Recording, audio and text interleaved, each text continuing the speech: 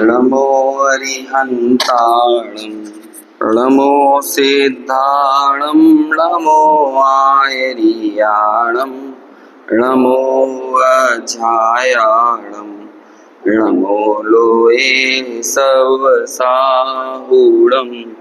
मङ्गलं भगवान् वीरो मङ्गलं गौतमो गणी मङ्गलं कुन्दकुन्दाद्यो जैन धर्मोऽस्तु मङ्गलम् सर्वमङ्गलमाङ्गल्यं सर्वकल्याणकारकं प्रधानां सर्वधर्माणां जैनं जयतु शासनं जैनं जयतु शासनं वन्दित सर्वसिद्धे धूमचलमणोवमं गदिं पत्ते वोच्छामि समय पाहुड मृणमो सुध केवली भणिनम् नमः समय साराय स्वानुभूत्या चकासते चित् स्वभावाय भावाय सर्वभावांतरच्छिद।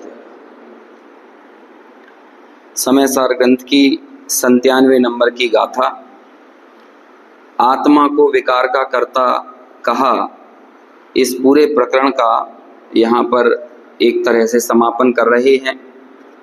क्या विवक्षा रही आत्मा को कर्म का अथवा विकार का कर्ता कहने के पीछे, उसे समझाने के बाद, अत्यंत स्पष्ट करने के बाद आचार्य कहते हैं कि जो ये कर्ता कर्म की भ्रांति है, विकार का कर्ता स्वयं को मानने की जो अज्ञानी की भ्रांति है, चूंकि ये भ्रांति अज्ञान भाव के कारण उत्पन्न हुई है और इसे नाश करने का उपाय भी यदि कुछ है तो वो क्या है, ज्ञान ही से ये नाश को प्राप्त हो सकती है।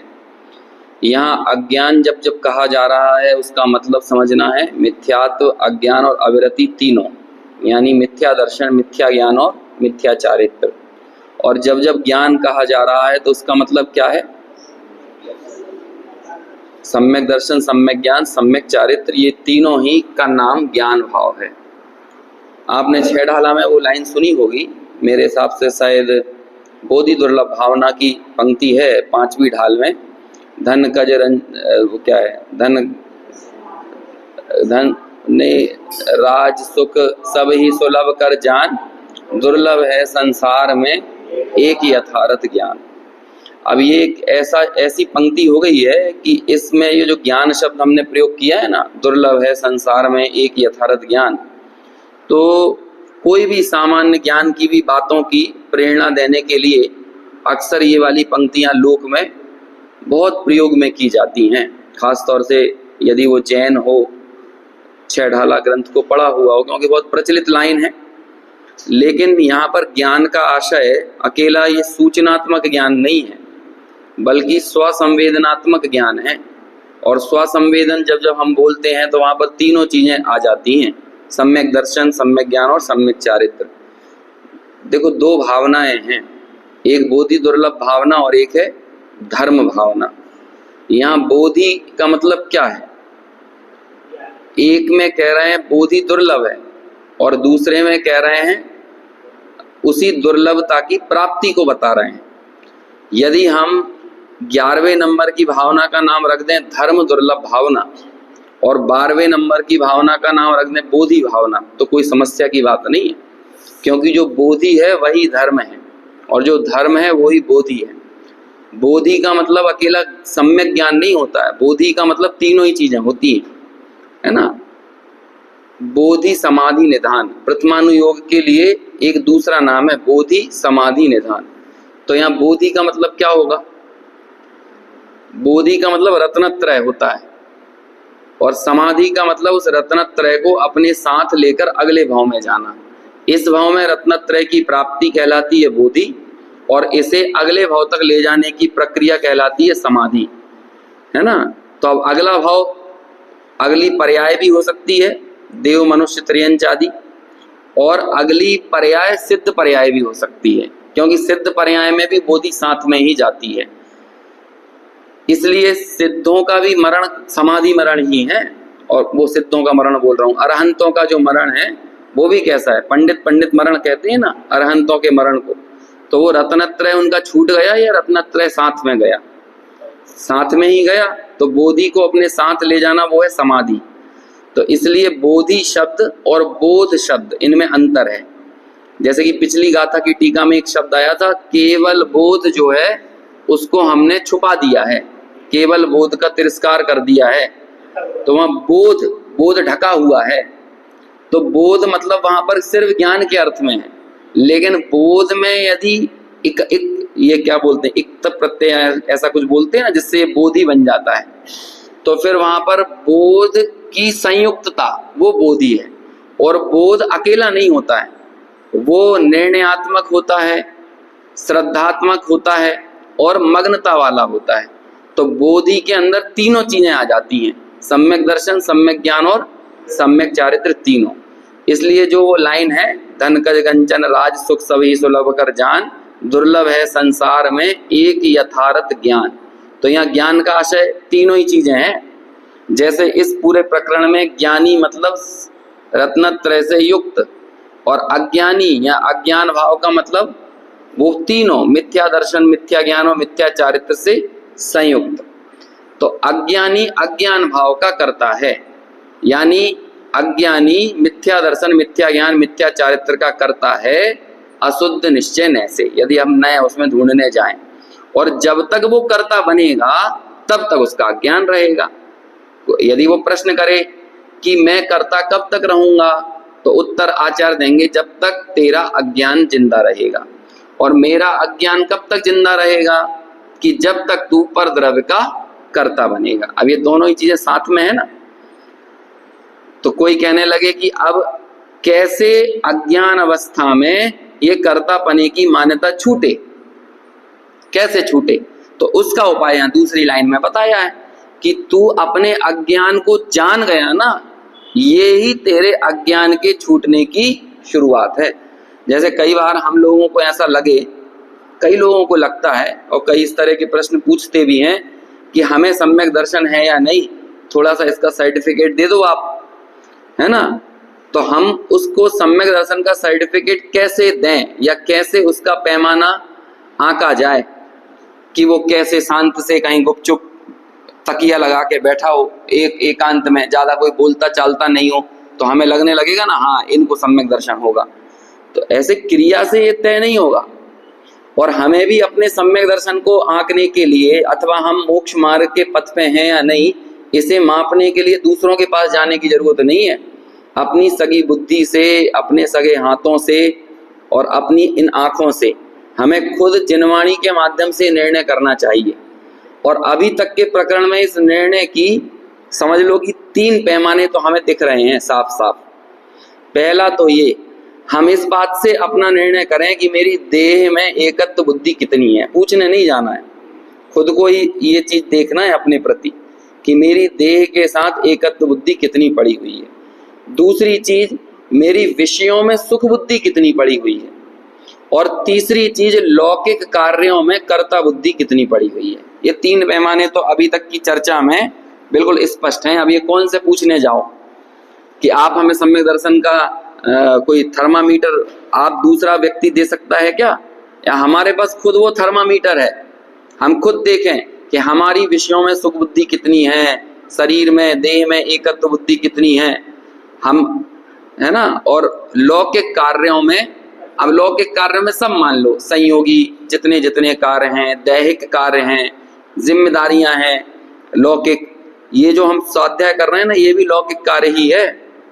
अब यहाँ पे भी लगा लेना कि यहाँ पर भी कर्ता बुद्धि कितनी कितनी पड़ी हुई है।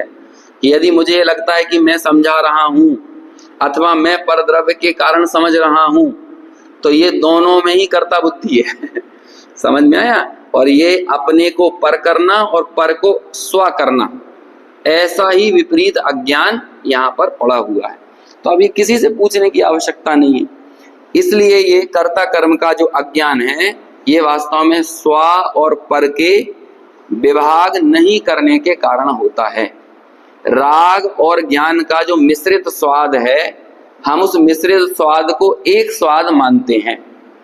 पूर्व में आचार्य ने श्रीखंड का उदाहरण दिया था, और यहाँ पर अभी आगे आएगा कि एक जानवर का उदाहरण देंगे कि जैसे जानवर अनाज और घास को मिला हुआ खाते हुए ऐसा समझता है कि ये मीठापना भी घास का स्वाद है, ऐसे ही राग और ज्ञान की मिश्रित अवस्था में हम ये मानते हैं कि ये मेरा ही कार्य है।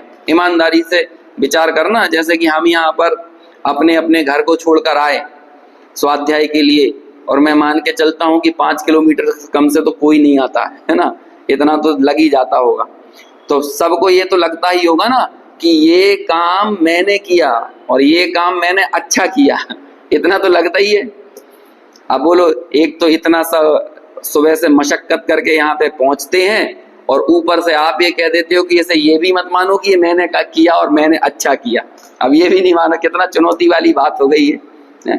क्योंकि हम थोड़ा बहुत तो रिकग्निशन चाहते ही है ना, इसे थोड़ी तो तारीफ मिले, सराहना मिले, तो मिल जाएगी सराहना। यथा उचित सराहना आप चरणानुयोग आदि से पूछोगे शास्त्रों से तो मिल जाएगी। हाँ, आपकी रुचि पूर्वक आप स्वाध्याय में प्रवृत्त रहे हो, है ना, धर्म क्रियाओं में प्रवृत्त रहे हो, क्योंकि चरणानुयोग तो क्रिया देख के ही बात करता है तो वो तारीफ कर देगा। लेकिन द्रव्यानुयोग तो इस पुण्य भाव से भेद ज्ञान करना सिखाएगा।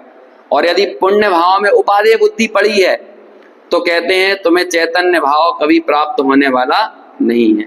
तो इसलिए यहाँ पर तो क्या चर्चा चल रही है, वो द्रव्यानुयोग यानी एकत्व विभक्त आत्मा को दिखाने वाला जो अनुयोग है, यहाँ तो उसकी मुख्यता से बात चल रही है। तो यदि वहां हमें मिश्रित स्वाद एक जैसा लगेगा तो ये हमारा अज्ञान भाव है। यही हमने कल पहले पैराग्राफ में पढ़ा था। देखो कितना अच्छा शब्द आए थे यहाँ पे भेद ज्ञान के लिए एक बहुत सुंदर शब्द दिया था, भेद संवेदन। भेद का संवेदन होना चाहिए। कई बार ऐसी स्थिति होती है कि भेद नहीं करना भी भेद ज्ञान में शामिल होता है। जैसे कि आत्मा और ज्ञान में भेद कर दिया तो ये भेद ज्ञान नहीं है। आत्मा और ज्ञान में अभेद करने का नाम भी भेद ज्ञान है। दोनों ही चीजें आती ना, हमने 6ठी 7वीं गाथा देखी थी। यदि हम गुण और पर्यायों से में भेद करके यदि हम द्रव्य को अलग करेंगे तो कहते हैं ये भेद ज्ञान नहीं है, बल्कि गुण और पर्याय उसमें अंतर्गर्भित हैं। और 6वीं गाथा की टीका में एक लाइन आई थी, जिसने संपूर्ण पर्यायों को अथवा अपनी भूतकालीन भविष्यत सर्व पर्यायों को जो वर्तमान में पीकर बैठा है। तो वर्तमान में पीने का मतलब क्या है कि हमें उन सारी पर्यायों का अंतर्धान कर देना है एक द्रव्य में। यदि हमने उसे बाहर निकाल दिया, पर्यायों को एकदम अलग कर दिया, कई बार ऐसा होता है ना, पर्यायों से पारत्रकाली ध्रुव को लक्ष्य बनाना है तो हमें लगता है कि पर्यायों को निकाल के बाहर कर दो। बाहर नहीं, बल्कि पर्याय उसमें अंतर्गर्भित हो गई। पर्यायों के भेद पर आपकी दृष्टि नहीं जा रही, इसका नाम भेद ज्ञान है। तो अब देखो, पर द्रव्य से तो भेद करना है, लेकिन गुण और पर्यायों की भेद दृष्टि नहीं करना है, ये भी भेद ज्ञान है। तो है ना, इसलिए इसको यहाँ पर बोला भेद संवेदन, कि अपने को होने वाले स्व संवेदन में जो मेरा अंश है उसको मुझे बाहर नहीं करना है, लेकिन जो मेरा अंश है उसे अपने में नहीं मिलाना है। तो अब सवाल है, गुण और पर्याय मेरा अंश है कि नहीं? उनका नाम ही अंश है, पर्याय को अंश कहते हैं और द्रव्य को अंशी कहते हैं। तो अंश को बाहर कर देना है कि उसमें अंतर्गर्भित कर देना है? अंतर्गर्भित मतलब एक द्रव्य को उसके अखंड पने से देखना है, पर्यायों को बाहर निकाल कर नहीं देखना है। इसका नाम क्या कहते हैं? द्रव्य दृष्टि है। द्रव्य दृष्टि इसका मात्र नाम नहीं है कि पर्यायों की सत्ता को ही अस्वीकार कर देना। ज्ञान में पर्यायों की सत्ता तो भाषित होती है, लेकिन दृष्टि में वो पर्याय भिन्न भिन्न भाषित नहीं होती, इसका नाम द्रव्य दृष्टि है। और यदि तुम्हें पर्याय शून्य द्रव्य दिखाई देने लगा, कई बार अध्यात्म के अतिरेक में ऐसी शैली निकल जाती है, और यदि कहीं निकल जाती हो तो हमें स्वयमेव अपने बुद्धि बल से ये समझना चाहिए कि इसका आशय क्या है।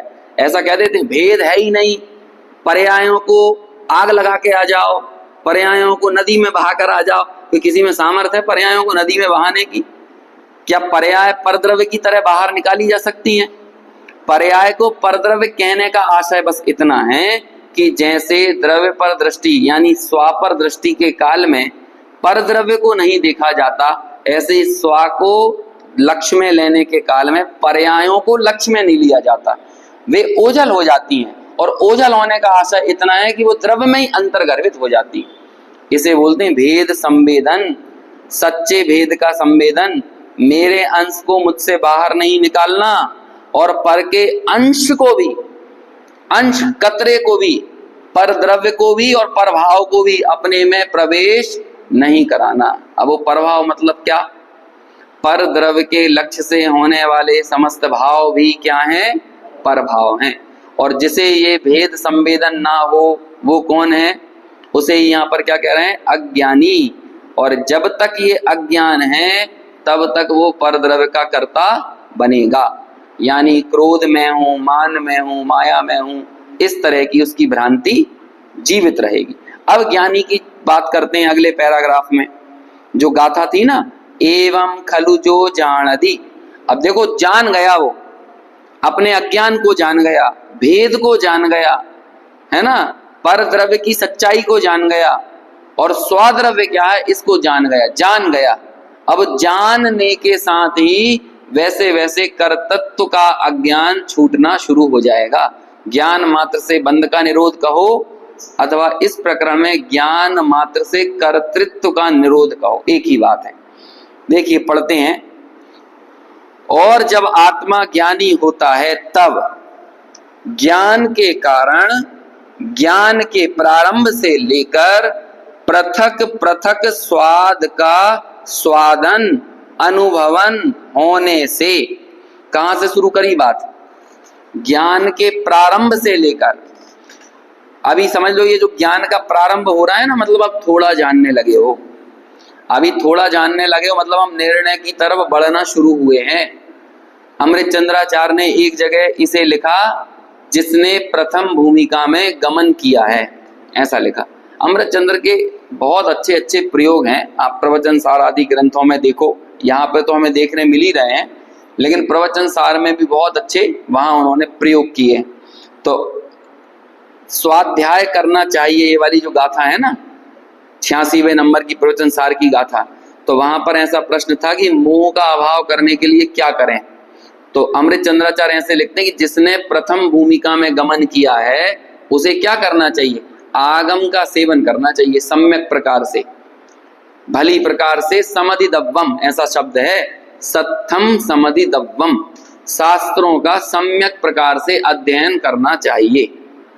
तो कौन को करना चाहिए? ये जो सम्यक प्रकार से अध्ययन करना है ना, आप लोगों को पूर्व में एक बात बताई थी कि जो पूर्वचर व्यवहार है, जो कार्य होने के पहले जो भी घटना घट रही थी उसको साधन कहने का एक व्यवहार चलता है कि वो क्या है? साधन है।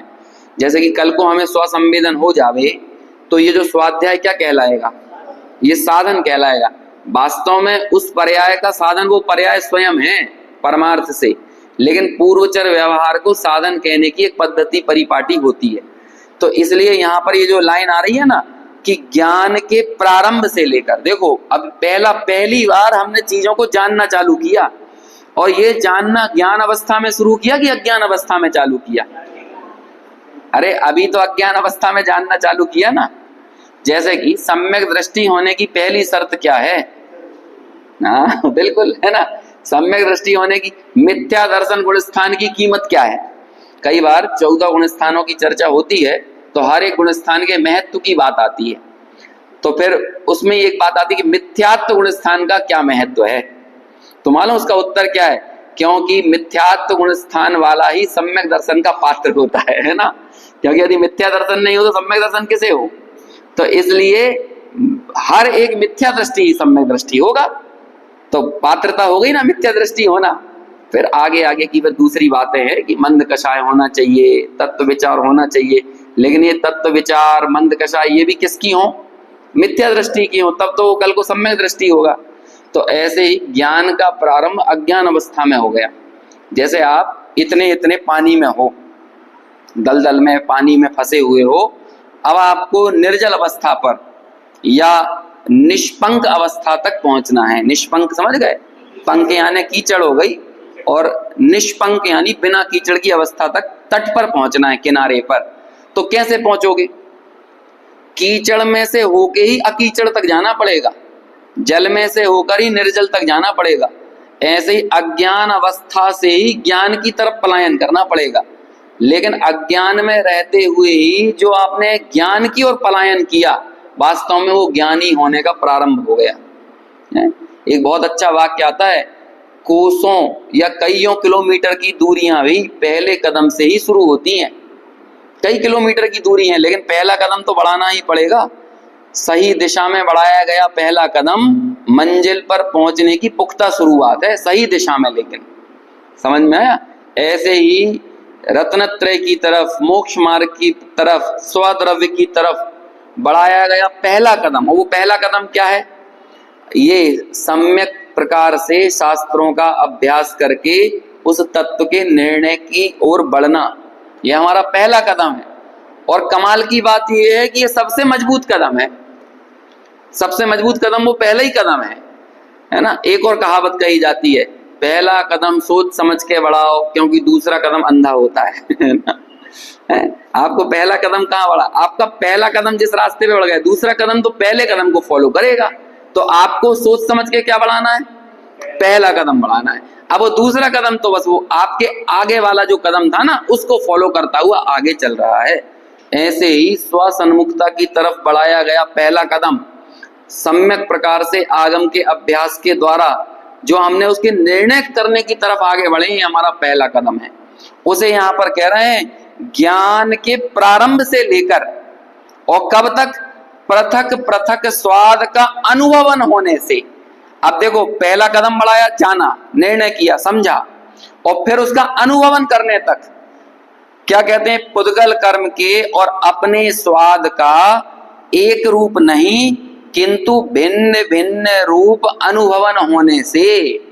क्या किया आपने? जब भिन्न भिन्न अनुभव हो गया तो जिसकी भेद संवेदन शक्ति खुल गई है। और ऊपर क्या हो गई थी? वो संवेदन शक्ति मुंद गई थी। समझ में आया ना? पहले मुदी हुई आंखें थी और अब क्या हो गई? अब वो खुली हुई आंखें हो गई हैं। ऐसा होता है। और वो कहां से हुआ? जानने से, प्रारंभ, ज्ञान के प्रारंभ से। इसलिए वह जानता है कि अब वो क्या जानता है? पहले तो कर्ता बन रहा था, पर द्रव्य का, पर भाव का, मैं क्रोध हूं, मैं धर्मादि द्रव्य हूं। अब क्या जान रहा है? अनादि निधन, निरंतर स्वाद में आने वाला, समस्त अन्य रसों से विलक्षण। ये चैतन्य का रस कैसा है? अन्य समस्त रसों से विलक्षण प्रकार का है। अब इसकी इसलिए से अनुपम कहा ना मंगलाचरण में, ध्रुव, अचल, अनुपम। कि सिद्धों का सुख अनुपम है, क्योंकि सिद्ध जिस चैतन्य रस का आस्वाद कर रहे हैं उसकी तुलना हम किससे करें? नहीं कर सकते ना, इसलिए वो अनुपम है, विलक्षण है। अत्यंत मधुर चैतन्य रस ही एक जिसका रस है। अब देखो, ज्ञानी मतलब कौन? जिसे एक चैतन्य रस के अलावा कुछ नहीं चाहिए। और जो सोच रहे हैं ना इस नाव में भी सवारी कर लें और इस दूसरी नाव में भी सवारी कर लें, हमें थोड़ा सा आत्मा भी मिल जाए, और साथ में चल रहा है कि हमें चक्रवर्ती भी बन जाए, हम तीर्थंकर भी बन जाए, हमें लौकिक प्रतिष्ठा भी मिल जाए। ऐसा लगता है ना भैया, मोक्ष जाओ तो कोरे कोरे मोक्ष जाके क्या करेंगे? चक्रवर्ती बन के जाओ, तीर्थंकर बन के जाओ, 63 सलाखा के महापुरुष बन के जाओ। थोड़ा ग्लैमर होना चाहिए कि नहीं है? जिसे कल्चर और ग्लैमर दोनों साथ में चाहिए उसे कुछ नहीं मिलता है, ना ग्लैमर मिलता है और ना कल्चर मिलता है। ऐसे ही स्वभाव की संस्कृति है ना, और पुण्योदय का ग्लैमर है, ये दोनों चीजों को साथ में जो पाने की कामना करेगा ना, उसे कुछ भी नहीं मिलेगा। ना तो स्वभाव मिलेगा और ना पुण्य का वैभव मिलेगा। इस पुण्य के वैभव के लिए मानो एक बहुत अच्छा प्रयोग किया अमृत चंद्राचार्य ने प्रवचन सार ग्रंथ में। उन्होंने इस स्वर्ग के सुख को ऐसी उलाहना दी है कि ये जो कहते हैं, पूछा अमृत चंद्राचार्य से पूछा कि ये स्वर्ग के देव भी तो हमें सुखी दिखाई देते हैं, स्वर्ग में भी तो सुख दिखाई देता है, तो ये इन लोगों का उत्साह कैसा है? तो मालूम है क्या बोलते हैं? उन्होंने बोला, गर्म तेल में सिकते हुए पुरुष की भांति। क्या बोलते हैं? गर्म तेल में, तो कहते हैं अरे क्या बात कर रहे हो, गर्म तेल में सिकता हुआ, वो उसमें कोई आनंद और उत्साह है? कहते हैं हाँ है। आप देख लेना कभी, कहते ये नाच तो रहे हैं इतने स्वर्ग के सुख में और वैभव में, तो कहते हैं हाँ ना, तो गर्म तेल में पुड़ी डालोगे आप तो नाचती नहीं है वो है, और अकेली नाचती नहीं है, फूल भी जाती है तो ऐसे ही ये पुण्य के उदय में फूले हुए जितने लोग हैं, इनके लिए अमृत चंद्राचार्य क्या कहते हैं, गर्म है ना, गर्म तेल में सिके हुए पुरुष की भांति इनकी स्थिति है। और कोई आम आदमी को भी गर्म तेल में डाल दो, फूल के बाहर निकलेगा पता कि नहीं, हमारे हाथ में थोड़ा सा तेल वेल गिर जाए तो फूल जाती है कि नहीं चमड़ी, तो होगा कि नहीं। वो इस स्वर्ग के सुख को, सांसारिक सुख को ऐसा बोलते हैं। एक जगह लिखते हैं कि शुभ भावों से क्या मिलता है, ये तीनों भावों के फल बताए, 6 या 7वें नंबर की गाथा में ही है या 8वीं गाथा में होगा। तो मालूम क्या शुभ भाव के लिए क्या संज्ञा देते हैं, विभव क्लेश को देने वाला शुभ भाव। विभव, विभव यानी होता है वैभव, लेकिन काय का वैभव, क्लेश के वैभव को देने वाला शुभ भाव। हमें तो वो वैभव दिखता है और आचार्य को क्या लगता है, क्लेश का वैभव है, क्लेश का वैभव है। समझ में आया। अभी कोई बच्चा आया और आके सुनाए कि साहब ये लो मिठाई का डिब्बा, हमारी जो है पोस्टिंग हो गई है, क्या कहते हैं, अमेरिका में एक नौकरी लग गई है। तो अब बोलो यदि कोई ज्ञानी हो तो उसे देख के क्या कहेगा, क्या कहेगा, इसे हमें अब मिठाई खिलाने आया है, अमेरिका में नौकरी लग गई। समझ में आया, लंदन में नौकरी लग गई, या कतर में, ओमान में, ऐसे ऐसे देश चले जाते हैं ना नौकरी करने के लिए, ओमान, कतर, जहाँ पे कोई ठिकाना नहीं है, कैसे क्या जीवन शैली होगी। तो अब उसे देखकर यदि कोई ज्ञानी हो तो क्या कहेगा, अब वो मिठाई को उठा के कि तेरे को वो वैभव लग रहा है और हमें दिख रहा है क्लेश। काय का क्लेश, कि तू पहले तो मंदिर आता था, कभी कभी तू स्वाध्याय में भी आ जाता था, कभी कभी तू जिनवाणी भी उठा के देख लेता था, अपने माँ बाप के साथ रहता था, परिवार में शांति से रहता था, अब वो सब छोड़ के कहाँ चला गया क्लेश का वैभव लेने के लिए चला गया, और वो क्लेश के वैभव की मिठाई खिलाने आ गया हमारे सामने। तो ऐसे अमृत चंद्र कहते हैं कि वो विभव क्लेश को देने वाला है। यदि तू मनुष्य पर्याय में आत्मा चैतन्य रस का आनंद लेता है, यहाँ पे लिखा ना एक चैतन्य रस, और कुछ नहीं, दो नावों में सवारी नहीं करना है। समझ में आया। लोगों को ये लगता है कि यहाँ पे हमें महाव्रती, व्रती, क्या कहते हैं, तप शिरोमणि, ये भी संज्ञाएं मिल जाएं और हमें दान शिरोमणि की संज्ञा भी मिल जाए। तो त्याग और दान है ना, ये दोनों में बहुत भिन्नताएं हैं। डॉक्टर साहब की उत्तम त्याग वाली जो चर्चा है धर्म के 10 लक्षण पुस्तक में, उसमें पढ़ना चाहिए, उन्होंने अंतर बताया है दान में और त्याग में। और कोई को दानी भी कहलाना है और त्यागी भी कहलाना है, ये दो अलग अलग धाराओं पे साथ में चलना है ना। तो कहते हैं तुझे, तू ना सच्चा दान का सुख भोग पाएगा, ना तप का सुख भोग पाएगा, त्याग का सुख भोग पाएगा। ऐसे ही जैसे दूसरी कई चीजों में भी रस आ रहा है ना, इसे बोलते हैं प्रच्छन्न अध्यात्मी। प्रच्छन्न अध्यात्मी समझते हैं क्या होता है, प्रच्छन्न धार्मिक, प्रच्छन्न धार्मिकता, चीप, या फिर प्रच्छन्न भौतिकता, दोनों ही समझ लो, दोनों प्रयोग कर सकते हैं। इसमें समय सार में प्रच्छन्न बौद्ध कहा है। किसे कहा है प्रच्छन्न बौद्ध, जो नाम से तो जैन दिखते हैं लेकिन उनकी हरकतें बौद्धों जैसी हैं। अभी मैं उसको बताऊंगा आगे, लेकिन अभी प्रच्छन्न अध्यात्मी किसे कहते हैं मैं वो बताता हूँ। छुपे हुए अध्यात्मी, जो अध्यात्म की चर्चा सुने, पढ़ें, कहें, लेकिन मजा कहाँ आ रहा है, भौतिकवाद में, भौतिक सुख में, विषय सुख में। समझ में आया। गर्वोन्मत्त काय पे होते हैं। यदि ईमानदारी से हमें ये पता चल जाए हमारे बच्चे को, पुत्र को स्वाध्याय की रुचि लगी, एक तो ये घटना घट गई, और एक दूसरी घटना घट जाए कि उसका 1.5 करोड़ का पैकेज मिल गया है। अब ईमानदारी से अपने हृदय पर हाथ रखकर विचार करो कि मजा वाकई में किसका लूट रहे हैं कि नहीं। फिर हम बोलेंगे भी, चल देख ठीक है बेटा, तू जा रहा है, 1.5 करोड़ का पैकेज मिला है, तू जा नौकरी करने, लेकिन कम से कम हफ्ते में एक बार मंदिर जरूर चले जाया करे जितने कई लोग जाते हैं ना विदेशों में, तो अब वो क्या है 150 किलोमीटर जैन मंदिर रहता है। यदि कहीं हो भी, जैसे ऑस्ट्रेलिया में चले गए, अमेरिका में चले गए, तो 150 पौने 200 किलोमीटर तक मंदिर है, तो हफ्ते में एक दिन। तो फिर हम कई बार बम्बई वगैरह जाते हैं, तो वहाँ पे बम्बई गुजरात में कल्चर है, ऑलमोस्ट एक लड़का आपका विदेश में ही है। गाँव के गाँव खाली हो गए गुजरात में, तो है ना, आप छोटे छोटे गाँवों में जाओ। हिम्मतनगर में गया था तो वहाँ के समाज जनों का, वरिष्ठ जनों की सबसे बड़ी चुनौती मालूम क्या थी? अपने बच्चे को विदेश जाने से रोकना। क्योंकि वो हिम्मतनगर के आसपास के बहुत गांव थे, कहते हैं कि ये हमने इतना बड़ा मंदिर बनाया, ये समाज 200 सवा 200 लोग पर डे के स्वाध्याय में आते हैं हिम्मतनगर में। समझ में आया कि नहीं? अब वहां पे ये बड़ी चुनौती है कि कल को ये बच्चे चले जाएंगे और बूढ़े भी चले जाएंगे, बूढ़े ऊपर चले जाएंगे, बच्चे विदेश चले जाएंगे, तो बोलो अभी क्या होगा इसका? ये आयतन जो बना है, ये जो स्वाध्याय सभाएं हैं, ये जिन मंदिर, इनका क्या होगा? तो उनकी बड़ी चुनौती, चिंताएं रहती हैं, बच्चे विदेश चले जाएं, क्योंकि वो देख रहे हैं अपने आसपास के गांव खाली हो गए। एक फतेहपुर है, बाबू भाई मेहता थे ना फतेहपुर वाले, इतना भव्य, इतना विशाल मंदिर है और वहां पे पूरी कॉलोनी बनी है, बहुत अच्छी जगह है वो फतेहपुर। मतलब जो दुर्लभ जाति का प्राणी है ना, मोर, वो मोर अपने बगल में आके ऐसे बैठ जाता है, ऐसे मोर उड़ते रहते हैं वहां पे। बहुत बड़ा विशाल मंदिर है। वो पूरा का पूरा गांव जैनों से शून्य हो गया, जबकि एक दौर में आप गुरुदेव के प्रवचनों में सुनना, फतेहपुर की चर्चा जब करते हैं, है ना, कैसा धार्मिक आध्यात्मिक माहौल वहां पे हुआ करता था। तो बिल्कुल पास में ही है हिम्मतनगर के, और ऐसे एक गांव की स्थिति नहीं है, कईयों गांवों की है।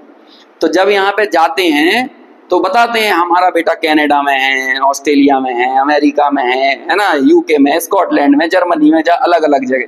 तो कहते हैं वो कहीं भी हो, लेकिन हफ्ते में एक दिन मंदिर जरूर जाता है। 10 लक्षण में वो जिनवाणी के सामने इस तरह की बातें होती हैं कि नहीं? तो ये कहते हैं कि आप अंदर से विचार करो कि आपको महिमा किस बात की आ रही है। अंदर से हमें ये विचार, यदि हमें दूसरा रस भी आ रहा है और साथ में हम चैतन्य रस का भी प्रदर्शन कर रहे हैं कि हमें जोर तो चैतन्य रस का है, तो कहते हैं ये प्रच्छन्न आस्तिकता है, प्रच्छन्न धार्मिकता है, प्रच्छन्न आध्यात्मिकता है। अब प्रच्छन्न बौद्ध किसे कहते हैं? बौद्ध कहलाते हैं जो क्षणिकवाद को ही मानते हैं। अब यहाँ पर जैन मत, यानी जिनेंद्र भगवान का जो अनुचरण करने वाला है, जो जिन आज्ञा को माने सो जैन, ये जैन की परिभाषा है ना। तो जिनेंद्र भगवान की आज्ञा क्या है कि तुम कैसे हो, विश्व कैसा है, वस्तु कैसी है। तो जिनेंद्र भगवान की तो आज्ञा अनादि निधन, ये है जिनेंद्र भगवान की आज्ञा। लेकिन हमारी चिंताएं देखो, क्या है चिंताएं? यही चिंता है कि नहीं, अरे अब बुढ़ापा आ गया है, अब कहीं मर ना जाए, हैं, कहीं हमारे साथ ऐसा ना हो जाए, ये हमारा जो यश है, जो प्रतिष्ठा है, ये जो वैभव है, ये जो संयोग है, ये कहीं चले ना जाए, मेरी सत्ता ना चली जाए। अब ये जो तुम क्षणिकवाद, जो बौद्धों का मत है, तुम अपने आप को मान तो रहे हो क्षणिक, लेकिन कह रहे हो जैन। लेवल तो चिपकाया है जैन का, लेकिन मान्यता में पड़ी हुई है बौद्ध मानसिकता। तो इसे क्या बोलते हैं? इसे ही कहा प्रच्छन्न, यानी छुपे हुए बौद्ध। समझ में आया? अभी आगे 6 कलश आएंगे, उसमें एक बहुत अच्छी चर्चा आएगी। अभी बहुत अच्छा कलश आने वाला है, समय सार का सबसे हाईलाइटेड कलशों में से एक, आत्मज्ञानम स्वयं ज्ञानम ज्ञानाद अन्यत् करोति किम परभावस्य कर्तात्मा मोहयम व्यवहारिणाम। समझ लो, इस पूरे प्रकरण का उपसंहार और अगले प्रकरण की प्रस्तावना, दोनों ही चीजें हैं। इसलिए प्रबंध काव्य है ये समय सार, सब चीजें एक दूसरे से बहुत अटैच्ड हैं। अब आगे का जो प्रकरण 98वीं गाथा से शुरू होगा, वो एकदम अलग डायरेक्शन में चलेगा, लेकिन पिछले चर्चाओं को गौण करके आपको अगला प्रकरण समझ में नहीं आएगा। आप सीधे वो प्रकरण लेके बैठ जाओ, हो सकता है समझ में आए, लेकिन उसके सांगोपांग अर्थ को आप तभी बुद्धि में बैठा पाओगे जब पूर्व का प्रकरण आपकी लब्धि में पड़ा हो। तब आपको जिस तरह से आगे के प्रकरण का अर्थ ख्याल में आएगा वो अद्वितीय होगा। तो वो एक कलश आएगा अभी आगे। यहां ऐसा बोलते हैं कि भाई जिसे एक चैतन्य रस के अलावा और दूसरा वास्तव में कुछ नहीं चाहिए, एक मधुर चैतन्य रस ही जिसका रस है। यदि उसके आनंद का कारण कुछ है तो एक चैतन्य रस है, और जगत के सारे रस कैसे हो गए उसके लिए? नथिंग, कुछ नहीं। आजकल नथिंग की भी बड़ी कीमत हो गई है ना। मेरे को तो आश्चर्य आया, एक मोबाइल कंपनी आई, उसका नाम है नथिंग। इसके पीछे बहुत बड़ा साइंस लगाते हैं वो, क्योंकि आजकल डिजिटल डिटॉक्सिफिकेशन का काम चलने लगा है। डिजिटल डिटॉक्सिफिकेशन समझ में आया? जैसे कि हमारी बॉडी में यदि वसा वगैरह बढ़ गया हो ना, फैट, तो उसको डिटॉक्स करते हैं ना, जीरा वीरा का पानी पी के और चिया सीड और पता नहीं क्या क्या खा के, है ना। ऐसे ही ज्यादा आप डिजिटल, ज्यादा यूट्यूब, ज्यादा व्हाट्सएप, इन सबको जब चलाते हो तो कहते हैं इनसे दूर हटो, हटाओ, ये डिजिटल चीजों को हटाओ, नथिंग। अलग करो इनसे, है ना, मिनिमाइजेशन के साथ जियो, बिल्कुल जीरो के साथ जियो। तो उन्होंने आपकी इस जीरो मेंटेलिटी को ही ध्यान में रख के कह दिया ये क्या है, नथिंग। कंपनी का ही नाम क्या रख दिया कि नहीं, तो पहले तो तुम हम सैमसंग है, वन प्लस है, ये एप्पल है, तो ये क्या है, दूसरा मोबाइल, नहीं नथिंग।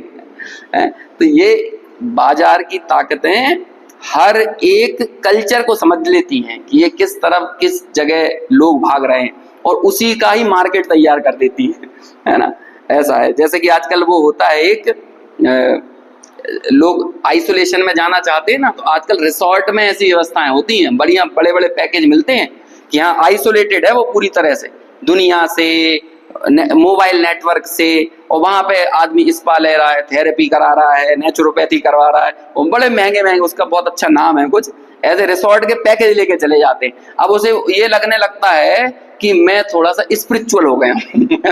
वो वहां 30-40 हजार रुपए खर्च करेगा, है ना, 5-7-8 दिन रह के आएगा और कहेगा मैंने अपने साथ समय बिताया।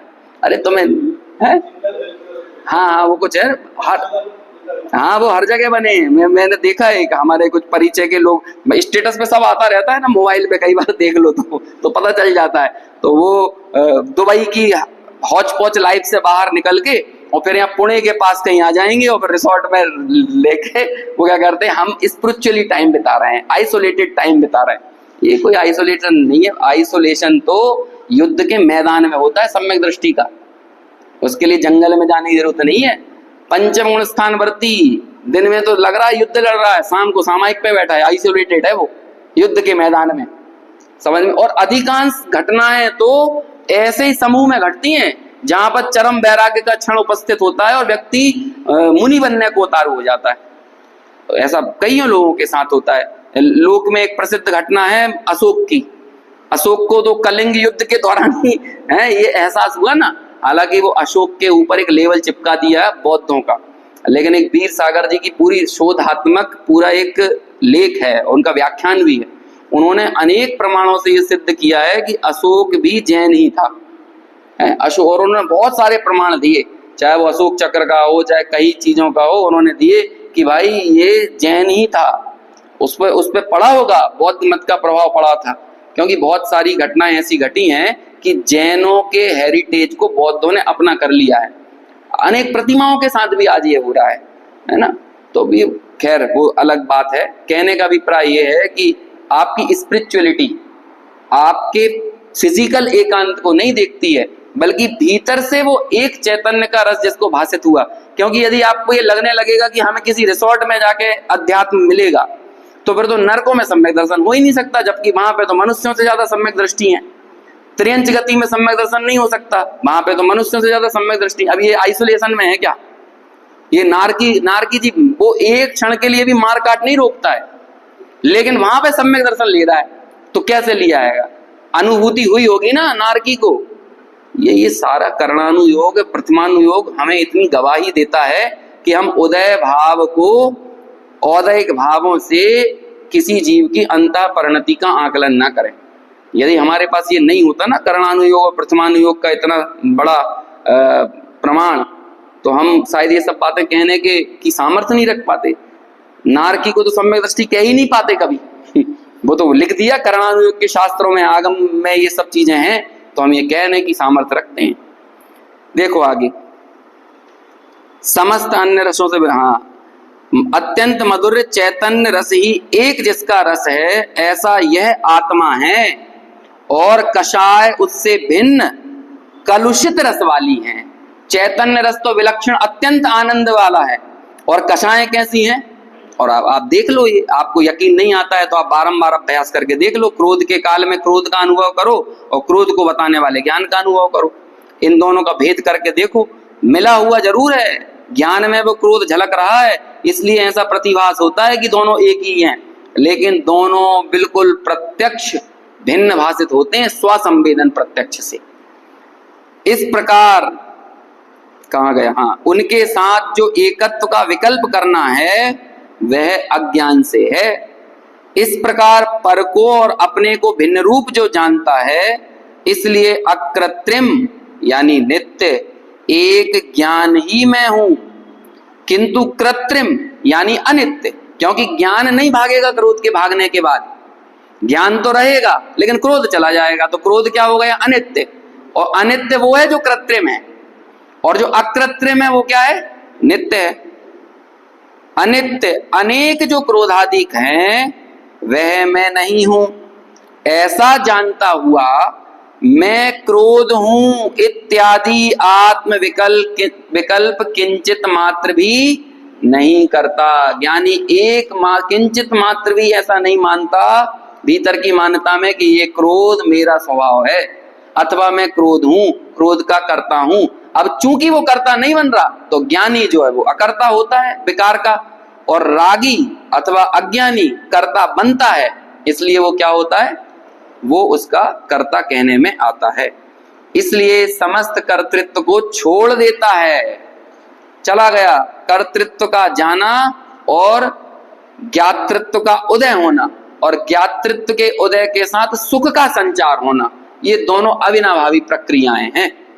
ऐसा नहीं होगा कि ज्ञाता भाव जागृत हो और सुख ना हो, क्योंकि ज्ञानानंद इन दोनों की परस्पर संधि है, विभुत्व गुण पाया जाता है। संपूर्ण आनंद में ज्ञान पसरा हुआ है और संपूर्ण ज्ञान में आनंद पसरा हुआ है। ज्ञातृत्व का उदय होते जाना अकेले ज्ञान का उदय नहीं है, बल्कि आनंद का भी उदय है, आनंद का बढ़ना भी है। समस्त कर्तृत्व को छोड़ देता है, अतः सदा ही उदासीन अवस्था वाला होता हुआ। अब क्या हो गया? क्रोध के प्रति उदास, उत आस, जिसकी आशा निकल गई हो, जिसमें उम्मीद कहाँ होती है? जिसे हम अपना मानते हैं उधर ही तो उम्मीद होती है ना। अब क्रोध को अपना नहीं माना तो उस क्रोध से आशा निकल गई। अब आशा निकलना क्या हुआ कि क्रोध नहीं करेंगे तो काम नहीं होगा, क्रोध नहीं करेंगे तो अनुशासन नहीं टिकेगा। लगता है कि नहीं? कई बार किसी को किसी की सफलता की कहानियां सुनाओ, मतलब उनने इतना पैसा कमा लिया, तो तुरंत बोलते हमें मालूम है कैसे कमाया है, तो तुरंत क्या बोलेंगे? कैसे कमाया है भाई? अरे वो फलाना 2 नंबर का ये काम किया उन्होंने, फलाना ऐसी मायाचारी की। अब ये जो तुम्हें जो सामने वाले की बढ़ती दिख रही है ना, इससे तुम कहीं ना कहीं ये मान रहे हो कि ये कार्य की सिद्धि कसायों से हुई है। अब तुम क्या है कि तुम्हें वो कार्य की सिद्धि नहीं हुई, तो तुम तो आदर्शवाद का चोगा ओढ़कर अपने आप को सही साबित करने की चेष्टा कर रहे हो। आदर्शवाद वो झूठा आदर्शवाद है, बल्कि मन में तो तुम्हें भी लग रहा है कि हमें भी मौका मिलता तो हम भी थोड़ा सा ऐसे भ्रष्टाचार करके हम भी पैसा कमा लेते, क्योंकि तुम्हारी आशा कसायों से जुड़ी हुई है, तुम कसायों से उदास नहीं हो। अरे कसायों से काम नहीं होता, पुण्य के उदय से काम होता है। ये हृदय में हमारे यदि गहराई से बात नहीं बैठी हुई है, जो भी बाहर की अनुकूलता प्रतिकूलता जो भी मिल रही है ना, ये परद्रव्य जनित है, क्योंकि पुण्य और पाप के उदय भी परद्रव्य है ना। और परद्रव्य से परद्रव्य का कुछ कार्य हो गया, लेकिन तू कौन है? तुझे वो परद्रव्य का कार्य अपना कार्य लग रहा है, इसका मतलब तुझे स्व और पर के बीच में एकत्व का अध्यास पड़ा हुआ है, विपरीतता पड़ी हुई है। लेकिन जो ज्ञानी हो गया है वो कैसा हुआ? क्रोध के प्रति उदासीन अवस्था वाला, कोई आशा नहीं है। क्रोध हुआ तो क्या हुआ, कैसे हुआ, कहाँ हुआ, अरे मुझे क्या लेना देना भाई, मैं तो उस क्रोध के प्रति निर्मम हूं ना, ये मोह मेरा कुछ नहीं, मैं एक उपयोग केवल एक में, ऐसा जानता ही रहता है। और इसलिए क्रोध के काल में देखो, क्रोध का उदय है, चलो अनंतानुबंधी चला गया ज्ञानी के, लेकिन अप्रत्यख्यान प्रत्यख्यान और संजुलन का उदय तो है कि नहीं। और ये कसाएं तो पनप रही हैं या नहीं अभी भीतर में, लेकिन उनके रहने के काल में भी वो निर्विकल्प है। क्यों? क्योंकि उसकी कर्ता बुद्धि चली गई है उस तरफ, उन कसायों के प्रति एकत्व बुद्धि चली गई है। निर्विकल्प अकृत्रिम एक विज्ञान घन होता हुआ अत्यंत अकर्ता प्रतिभासित होता है। ये विज्ञान घन शब्द 74वीं गाथा में आया था, तो कहा था जैसे जैसे विज्ञान घन होता जाता है वैसे वैसे आश्रमों से निवृत्त होता जाता है। अभी इस वाली गाथा में हम इसे कैसे प्रयोग करेंगे?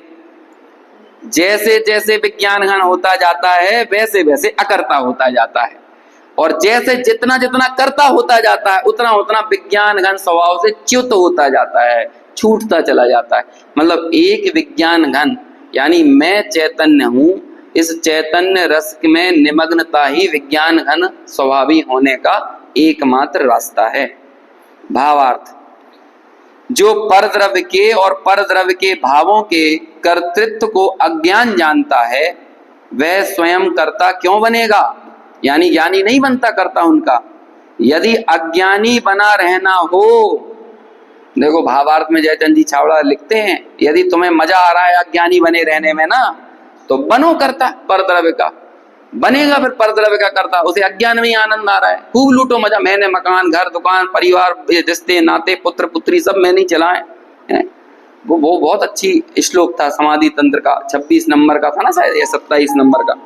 मैं पर को समझाता हूं या पर मुझे समझाता है, ये उन्मत्तवत चेष्टा है। अब समझने समझाने जैसा कार्य, ये तो हमें ऐसा लगता है ना, ये तो कितनी माइनर सी गलती लगती है, कोई ने मुझे समझा दिया, किसी को मैंने समझा दिया। लेकिन कहते हैं ये भी उन्मत्तवत चेष्टा है, मतलब नशेड़ियों वाली हरकत है। अब हम ये सब चेष्टाएं तो छोड़ो, अब चूंकि आचार्यों को, मुनि राजों को इतना ही विकल्प आता है, किसी को समझा दिया, किसी से समझ दिया, लेकिन इसमें भी उन्हें कर्तावाद चीखता हुआ नजर आता है। हमारे और आप सबके जीवन में तो कितना घनघोर कर्तावाद पड़ा हुआ है, और ये घनघोर कर्तावाद पड़ा ही इसलिए है क्योंकि वो स्व और पर के एकत्व का अध्यास, विपरीतता, भेद ज्ञान का अभाव, वो हमारे निरंतर वर्त रहा है। इसलिए वो अज्ञानी बने रहने में परद्रव्य का कर्तृत्व भी घनीभूत निरंतर हो रहा है। इसलिए ज्ञान होने के बाद परद्रव्य का कर्तृत्व नहीं रहता। समझ में आया? ये इस तरह से 9 गाथाओं का, 9 नहीं 11 गाथाओं का प्रकरण पूरा हुआ। 11 गाथाओं पहले अमृतचंद्र ने कलश लिखे थे, 11 गाथाओं में कोई कलश नहीं लिखे। अब जब 11 गाथाओं में बहुत बौद्धिक रस्साकस्सी कर ली, तो अब हृदय की गहराइयों से कुछ क्या कहें, ठंडी ठंडी फुहारें अब फूटने वाली हैं। क्योंकि गद्य जो होता है ना, वो थोड़ा सा जटिल होता है, और पद्य गीत जो होते हैं वो मधुर होते हैं। तो अब हृदय पक्ष हावी होगा अमृतचंद्र के ऊपर, और अपने उस हृदय पक्ष में आकर वे हमें आत्मज्ञान की प्रेरणा देंगे, कर्तावाद को छोड़ने की प्रेरणा देंगे, और इस पूरे प्रकरण को ही 6 कलशों के माध्यम से समेटेंगे। साथ ही साथ इन 6 कलशों में ही अगले प्रकरण को जोड़ने की भी एक संधि हमें इन 6 कलशों में नजर आएगी। वो चर्चा आगे अपन कल करेंगे, अभी यही विराम लेते हैं।